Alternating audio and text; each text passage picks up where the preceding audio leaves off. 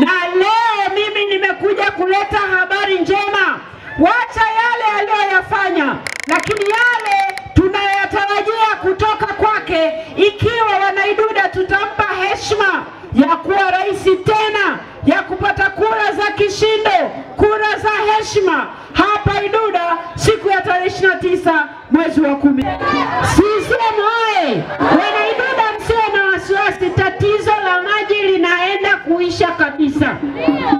Mradi wa maji wa Kiwira umeshaanza utekelezaji. Ilani ya Chama cha Mapinduzi 2025-2030 inazungumza kuhusu ukamilishwaji wa mradi wa maji wa Kiwira, ambao unakuja kuondoa kabisa tatizo la maji hapa Iduda, tatizo la maji Uyole, tatizo la maji Mbeya mjini, na wale wenye ndugu Mbalizi wapewe taarifa na kwenyewe maji yatawafikia. CCM